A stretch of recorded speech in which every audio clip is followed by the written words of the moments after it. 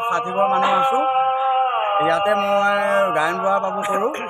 গতিকে ইয়াত আমাৰ এই নামঘৰ হোৱা প্ৰায় 70 বছৰমান হ'ল নামঘৰ থকা।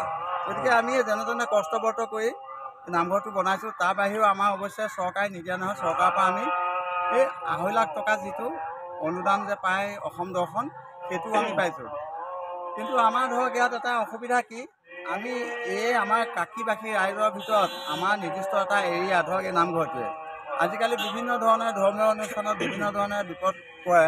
গতিকে আমি এইটোহে ক'ব বিচাৰিছোঁ চৰকাৰকো বা হেৰি কৰোঁ যে আমাৰ এই বাউণ্ডেৰীটো হ'লে যাতে তাৰ পৰা আমাৰ সুবিধাও হয়, যিহেতু আমাৰ বহুত পুৰণা নামঘৰ এইটো। গতিকে চৰকাৰ বা জনসাধাৰণেও চিন্তা চৰ্চা কৰি আমাৰ চৰকাৰে এই বাউণ্ডেৰীটো যে অকণমান আমাক সুৰক্ষিত কৰিবলৈ যাতে দিয়ে, এই আমাৰ চৰকাৰৰ ওচৰত অনুৰোধ। যিহেতু আমি 29 চাওঁ, আজি আমাৰ ইয়াৰ বছৰীয়া সকাম। এই বছৰীয়া সকামত ইতিমধ্যে ৰাইজে নামো গাই আছে, ৰাইজ আহিছেও। গতিকে এইটোৱে চৰকাৰক অনুৰোধ কৰিম যেন আমাৰ বাউণ্ডেৰীটোৰ বিষয়ে অকণমান কিবা এটা যেন চিন্তা কৰে, যাতে কোনেও অসুবিধা কৰিব নোৱাৰে, আমাৰ ধৰ্মীয় বেয়া বস্তু আদি কৰি পেলাব নোৱাৰে।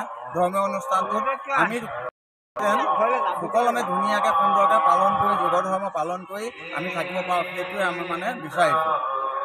আজি আমাৰ বছৰীয়া সকাম। মুছলিম মানুহখিনি বেছি দূৰ নহয়, গতিকে আমি সুৰক্ষিত বিচাৰিছোঁ যে আমাৰ বাউণ্ডেৰীটো সচৰাচৰ যদি চৰকাৰৰ ফালৰ পৰা কিবা এটা দিশ কৰি সহায় কৰি দিব পাৰে, আমি সুৰক্ষিত।